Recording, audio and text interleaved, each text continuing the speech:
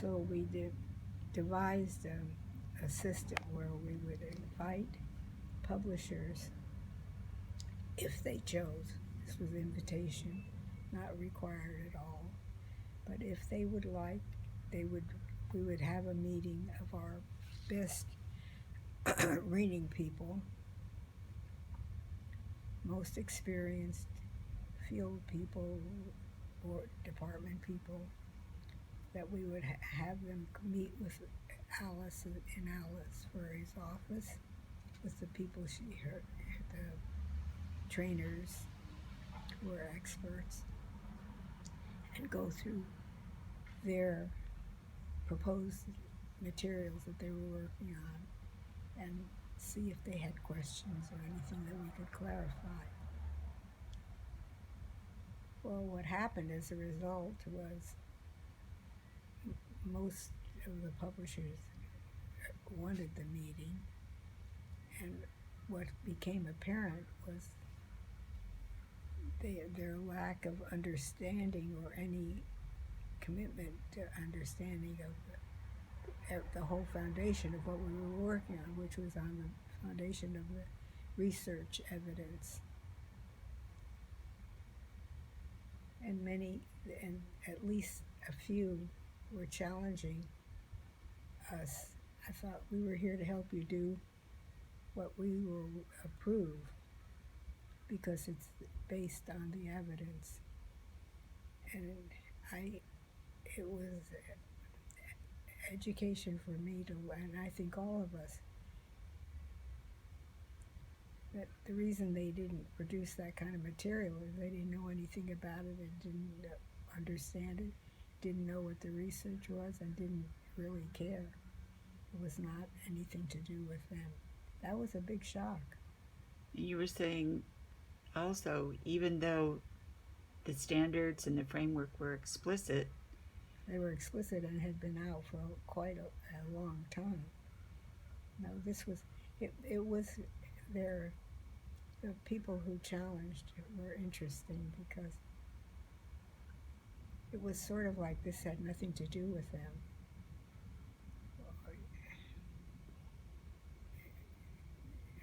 And that was an amazing and critical understanding to moving forward as to what the arena was, why we were getting submissions that weren't in the right direction at all, and the people argued about that.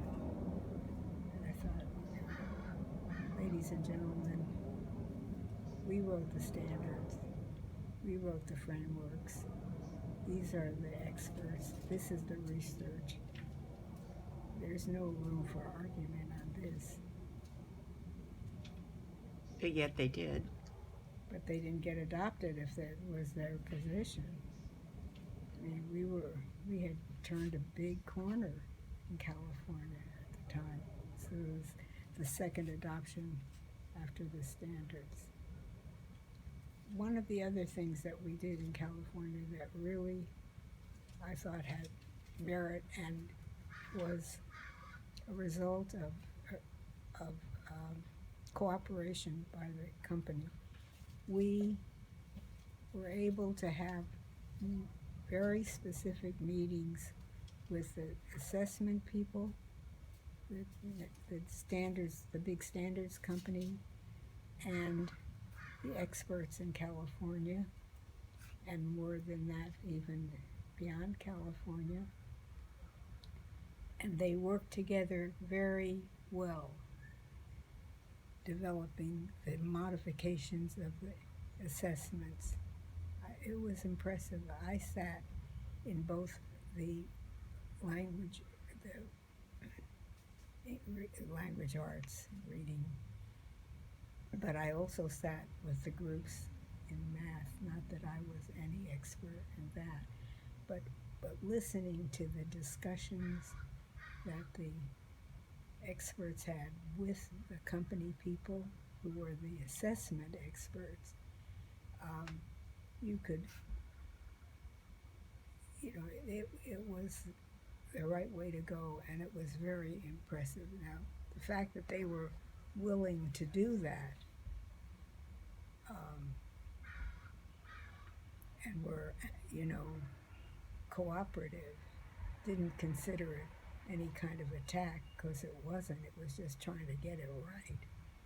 Um, that was very impressive. So that was a lesson. That was an activity based on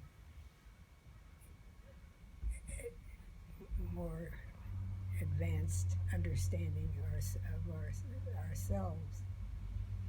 I'm sure that most assessments are written by people who the company brings in some people, but if it's not about anything to do with that is coherent with what you're doing, anyway, I, that was one of the better things, as well as, of course, our very intensive review of all material by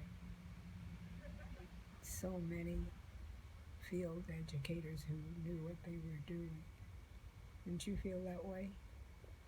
The review, did you sit through the review? I don't remember if you were there. I was not. You're not part of that. That was intense discussions. Nothing was done, without real thought. There were a lot of impressive people. What else can I tell you? I forget from one time to the next. I remember. Tell me about when you first, leading up to meeting Steve Baldwin and that work before. Well, by that time I had come to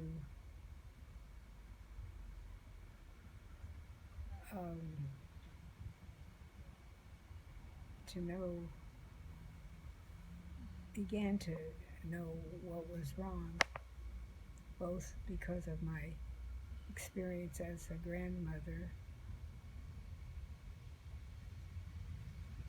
and my long experience in the department.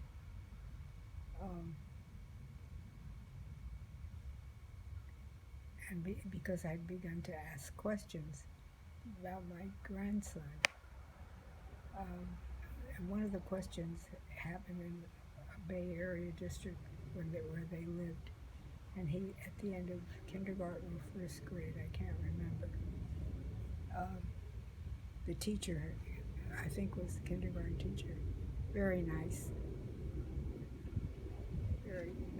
good teacher, told his mother and me that for some reason he wasn't able to get the sounds of the letters. He couldn't find the sounds of the letters. I didn't know what that meant. I didn't understand, didn't know anything about dyslexia at the time. It was not a line. His mother, my daughter, said, "Oh, well, we don't, she was a school psychologist. She said, we don't use that term." And in her getting her degree, we don't use that term. We don't, whatever that is, it's not something. So that's what the status was at the time. Then they moved to a Central Valley school district. And what I discovered was that they were using the same material in that school as they were in the Bay Area school.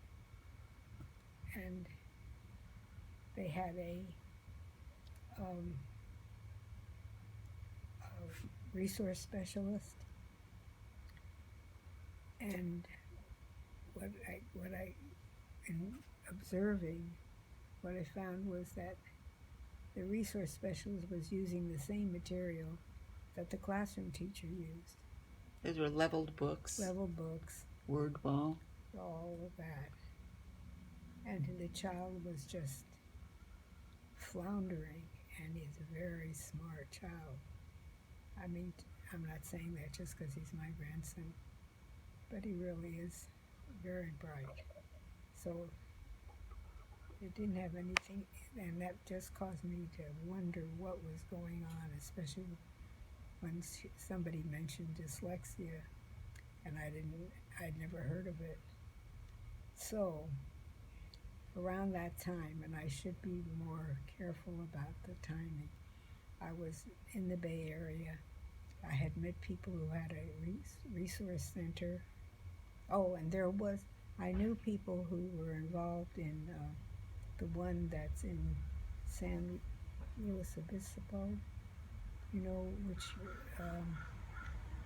it's a reading um, tutorial program, a very famous one. I'll have to think about it. Lindamood Bell? Yeah, and it is Lindamood Bell.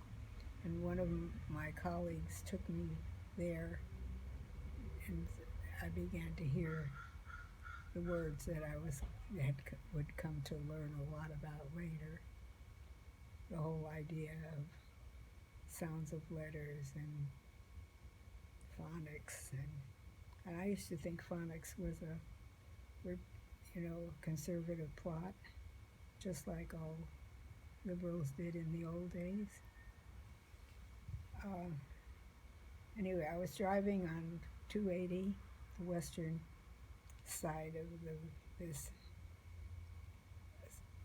peninsula here, and I was listening to public radio, which I would do, and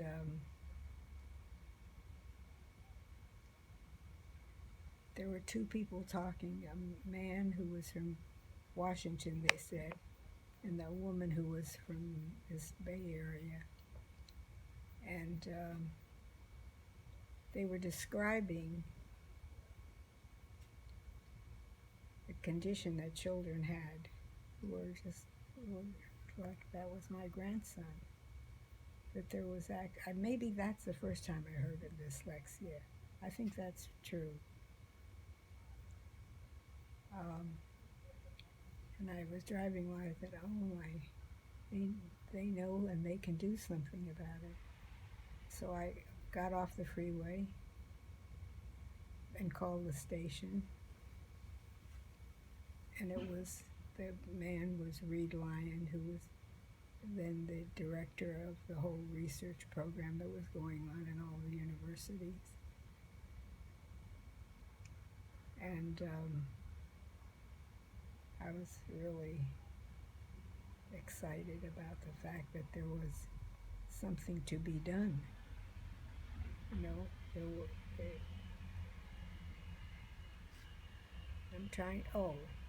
So then what we talked a long time. Yesterday or the day before was when he was in Oregon and called. We remembered, he said, we talked about that conversation that I'd found him while I was driving on the freeway. And he said they were going to have a session in Yosemite that a group was putting on about all the research, and there would be other researchers there, including one named Louisa Moats. So I'm not telling this in a very organized, systematic sequence. I can tell that because now what happened about that was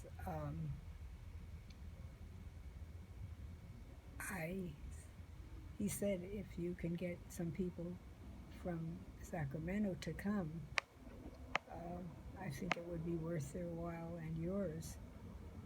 So by this time, I was carrying packets of research, and I had called Alice Furry because I didn't know her. but I knew her husband, and she was at the county office, and she was the person I called to say that this event was going to be at Yosemite, and it would be a really great idea if she could let some of her staff go. So she called back and said that one person was available, and this was just in a couple of days away. And I uh, agreed to pick up Reed, who flew his own plane, and Marilyn Story, who was the person that Alice said could go, and I drove them to Yosemite. My own children said, you drove somebody in Yosemite, Mom? What kind of crazy people were they? They thought I may know some things, but they never trusted my driving. But we all survived.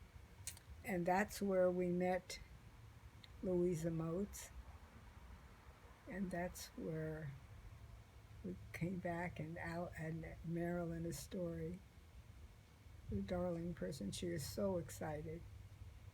She said, "Oh, we have to. She has to come to Sacramento. We have to have her. We have to hire her." Turns out that Louisa's sister taught at Sac State, lived in Sacramento, and Alice, in fact, did hire her for that year. That was our beginning of trying to reach the field about. And meanwhile, the state board, of which I was a member, we were proceeding to try to put together a team to now really go to work on this. And that's when we set it up in Sacramento County office with Alice Furry. Well, before that, you did. Excuse me for interrupting. You had that big education committee hearing that you arranged for Steve Baldwin. Yes, that's right. That's true. Also, I worked with, but that was part of. This is where I'm a little weak in the sequence.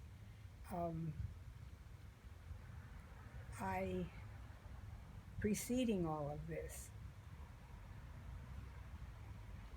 what was it preceding? See, this is what I'm having a problem with, because I got these papers about the research, and I I don't remember exactly the sequence with meeting Reed, and I had them copied, and I had bundles, and I would now began touring the Capitol and the governor's office to say, we have a problem. I do understand a lot more, because I want you to read these papers. And I was well known because I was chief assistant for 12 years, and involved in California politics.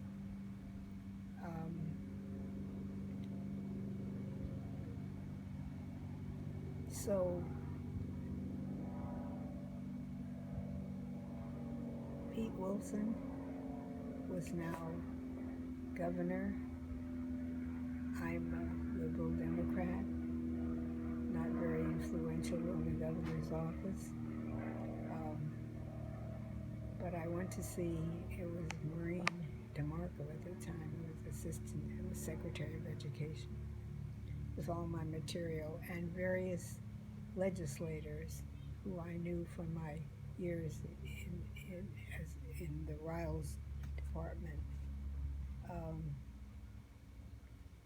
And Republicans were in charge of the House, and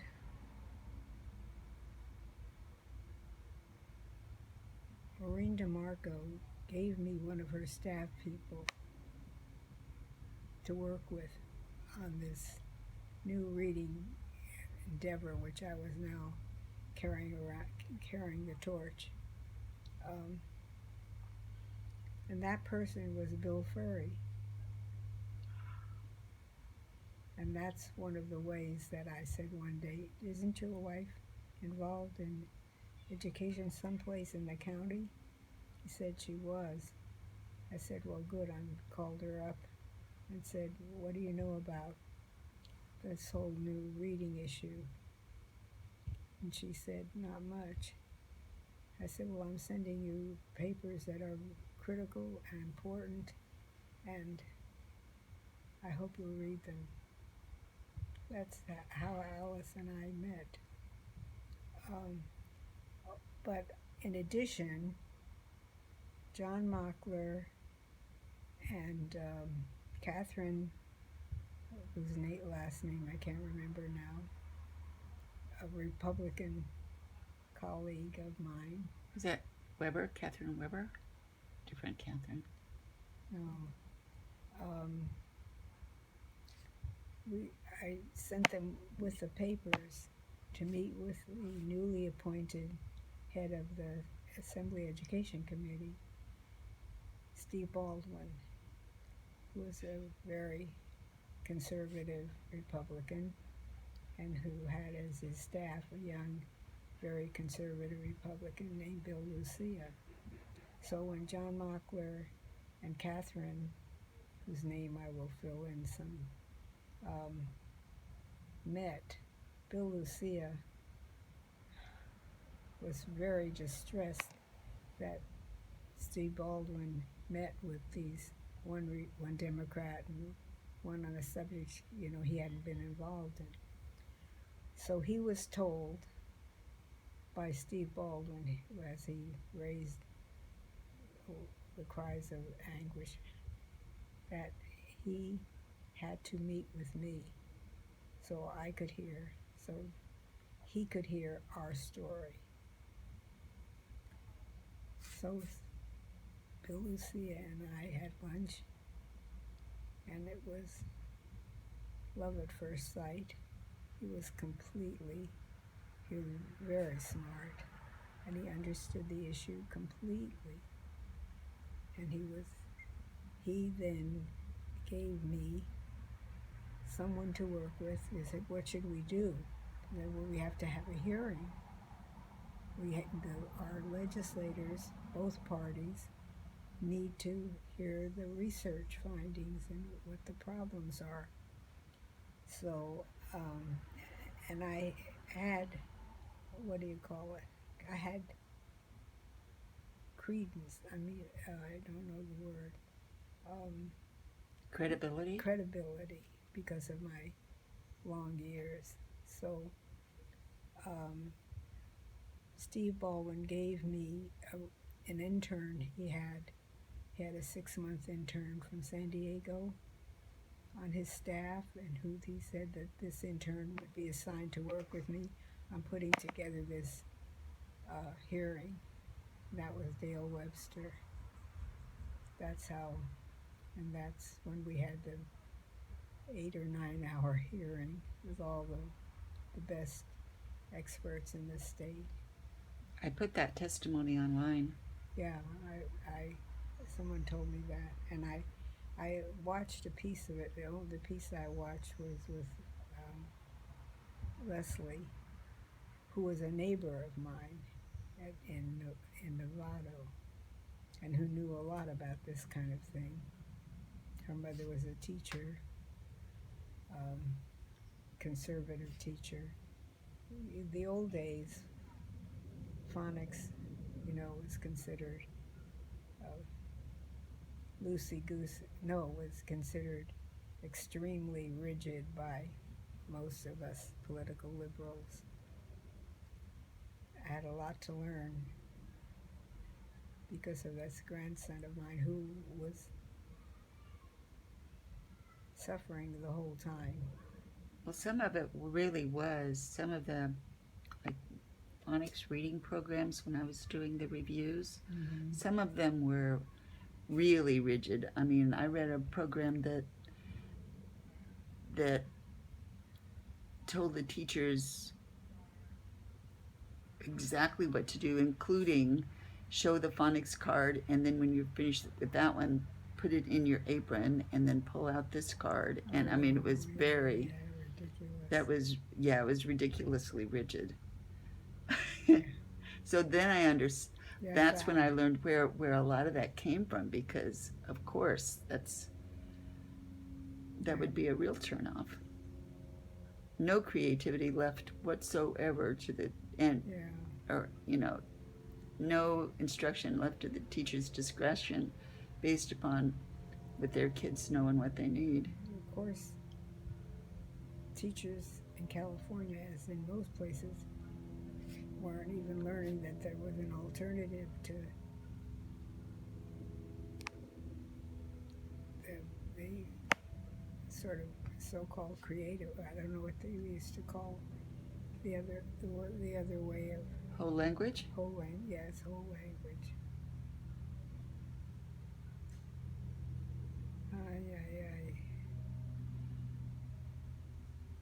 Well, the full premise of whole language and constructivism was the premise is that children would become lifelong learners and be able to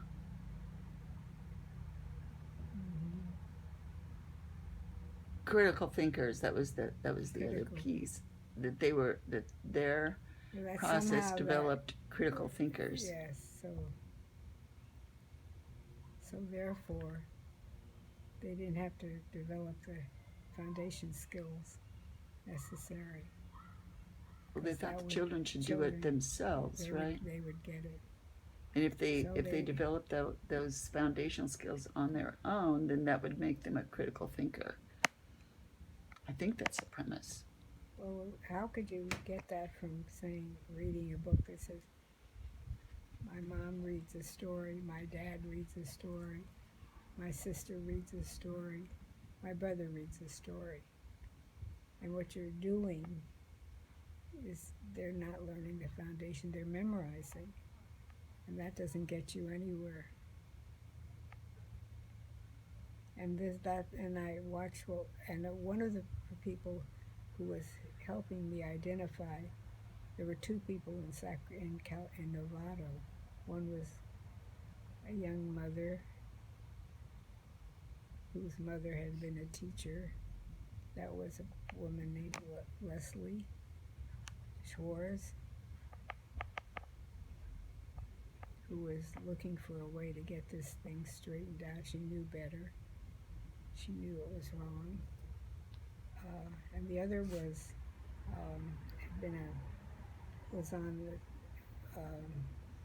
was our assemblywoman. I can't believe I can't remember that. Yeah, it's on the But she was very open-minded.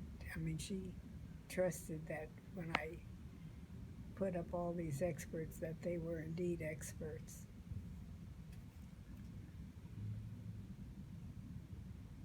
Thinking red hair.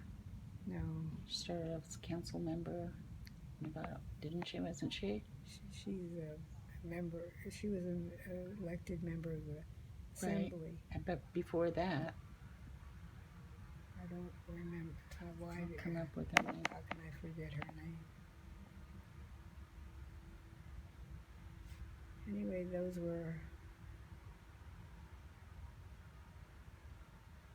hard and fast. Bill Furry was a very good partner to work with. And he, of course, was part of the Republican staff, and I was part of the Democratic establishment. And we brought along the head of the CTA. That was a big thing. We set up a meeting with them. There was a brief period where CTA was. So that was Joe Nunez, who he came. He set up the meeting, and he was not impressed with his CTA staff response to what we were talking about, because he was a high school teacher, and he totally believed that the reading issue was so clear. And now, who knows? You were saying that one of the reasons, or we may have been doomed from the start, is because so many CTA memberships or the leadership. What I realized was that one of the major problems is the kind of training our teachers are getting in their preparation. It seemed to me particularly odd that the department, the K-12 standards adopted by our board and the requirements of the state college system for their teachers were much the same. So it would seem that there should be consistency in teacher preparation. But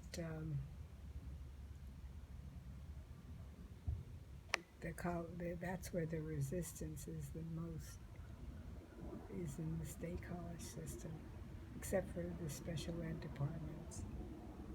And they stand in the middle of the road and say no way, and they continue to do that. Teacher preparation is totally inconsistent with any of the research evidence. And why is that? Is it because I'll give you this little squib by Jean Shaw, because they think that what they teach should be the same for the beginning as it is at the end. And that's exactly not true. You don't teach the same way or the same things, but they thought you did. So tell me about the difference between K3 instruction and then after that. Well, K3 is where you learn the systematic bones and pieces of the language. And the way you learn that, whether it's in math, where you learn addition, subtraction, multiplication, fractions, decimals, those are the pieces you put together, both in the arithmetic and in the way you teach that, as opposed to Shakespeare, is that you teach it directly.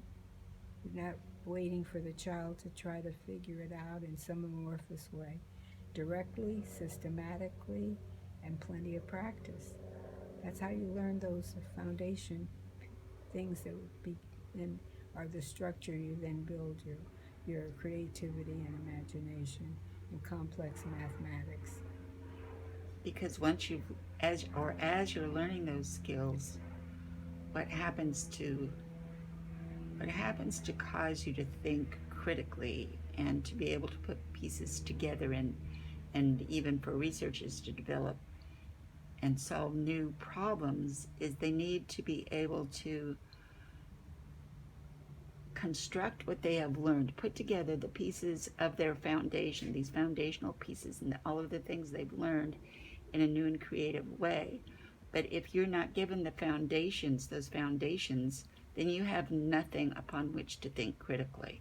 There is nothing there for you to develop those critical thinking skills. There's nothing wrong about teaching the enormous weight that's put on children to learn the foundation skills without the people who say,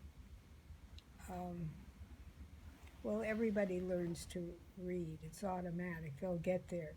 They'll find their way through all this. No. How many thousands of years did man he was able to speak, but not to write?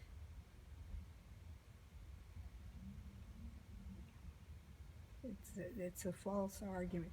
They don't want you to help the child to learn to acquire these foundation skills. Somehow the child, out of all of the stories they read, they'll get it. That isn't how you learn to read.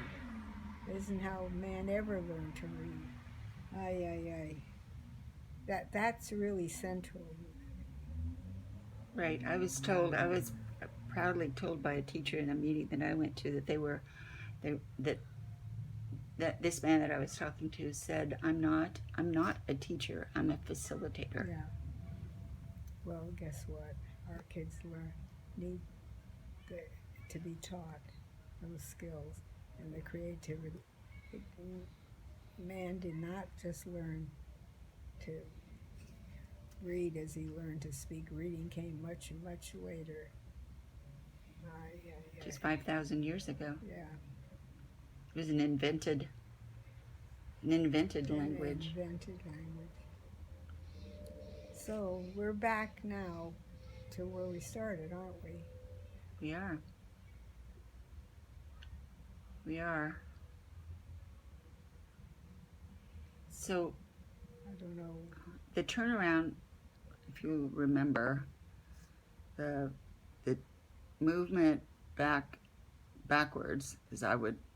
Yes, backwards. As I would think it's appropriate. Say, happened at the legislative level in Sacramento when as far as I understand it, the Latino caucus became concerned because they were being told by whole language advocates that the gap was not closing.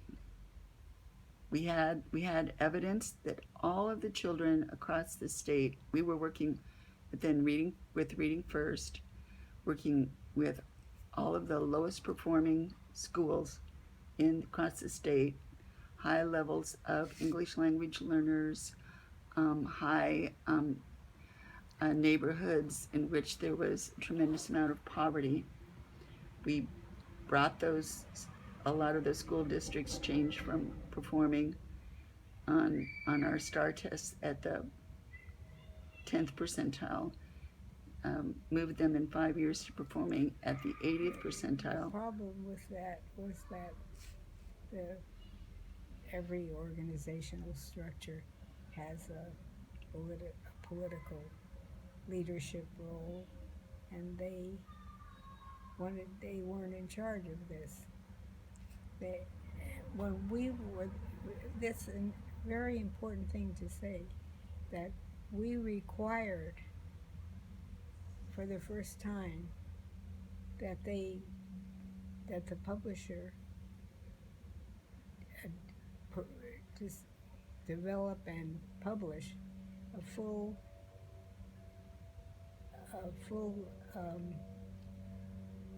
Spanish version of the Houghton material that had never happened before, equivalent to the English one. Because we thought that the children should, if their parents so chose, that they would have some instruction in Spanish as long as they were getting full instruction in English. But remember, at that time, Pete Wilson was considered an enemy because he had that proposition, whatever it was. I can't remember the name of the proposition that said that you had to teach them English. Is it 227? Something. I'm not sure. Something like that. But look at the way what happened at the legislative hearing. First, there was Reed Hastings, valuable member of the State Board of Education. Nothing bigoted about him, even in the slightest. And they refused to, for his second term, they refused to pass him. That was the first one. The second one was Marion Joseph. And the third one was Joe Nunez, the head of CTA. Got rid of all three in a row, and then it all fell apart. That was, when you think of the head of Netflix, the head of CTA, and this, whatever I was considered, that trio. You were a rebel grandmother.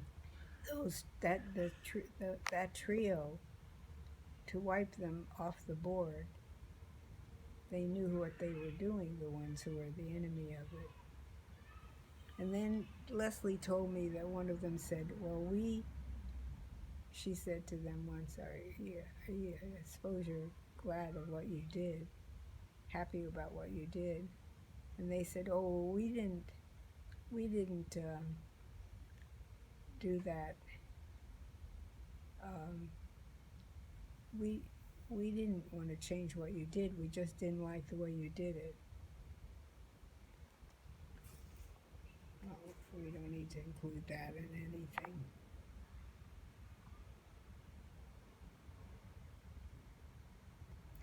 Well, and now there's this struggle about RICA. Yes. So instead of saying the training programs that prepare our teachers are not doing an adequate job of preparing them in English language.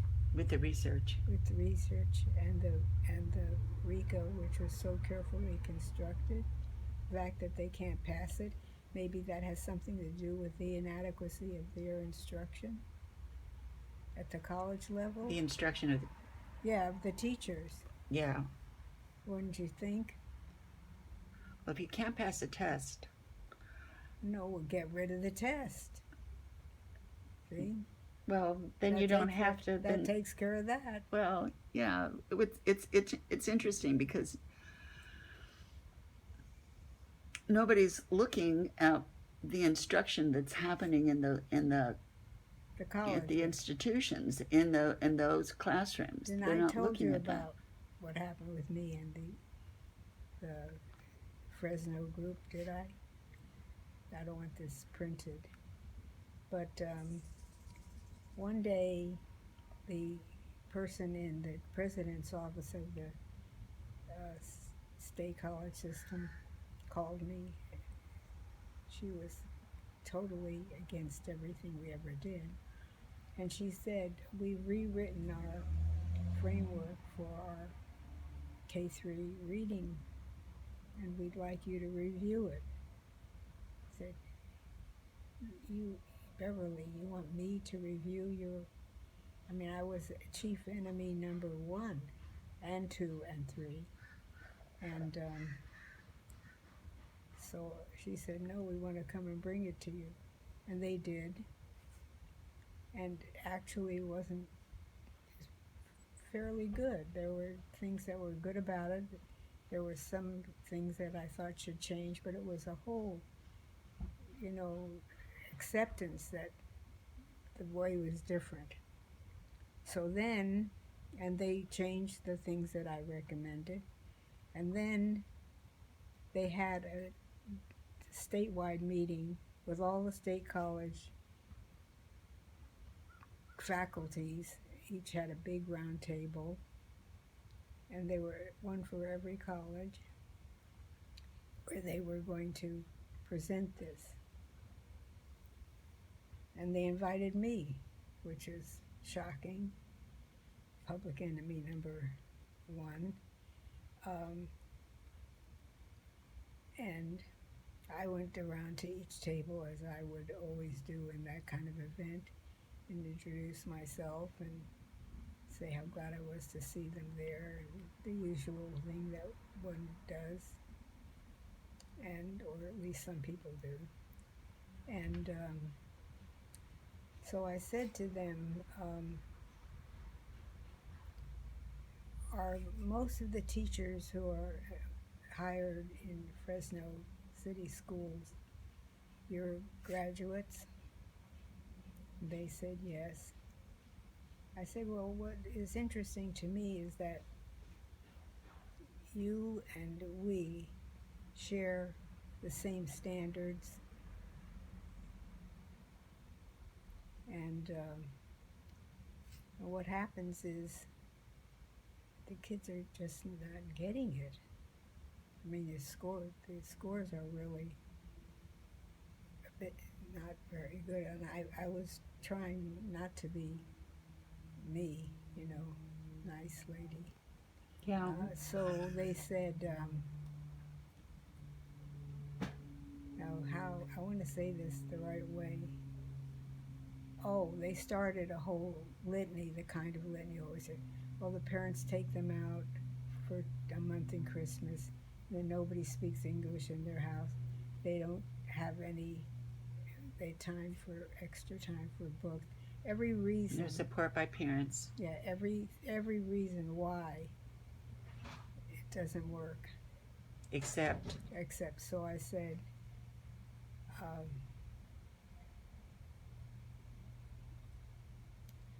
so what you're doing, is this Holly Polly? Yes, you came home, Holly Polly. So what you're telling me is this. You are being paid to teach our children to essentially meet the standards. That's what your job is. That's what you're getting paid. And you're telling me now all the reasons why it can't be done. You're taking a salary for a job that you are admitted cannot be done.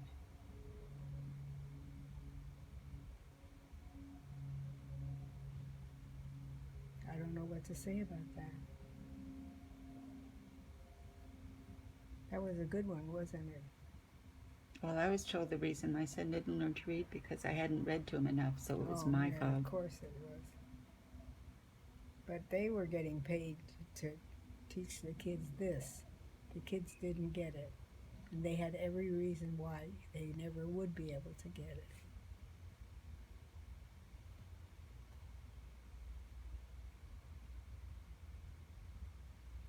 I was not their favorite lady. I thought I was darling. We but did they too. They didn't agree. they didn't agree. Yeah. And she was a terrible person, that Beverly.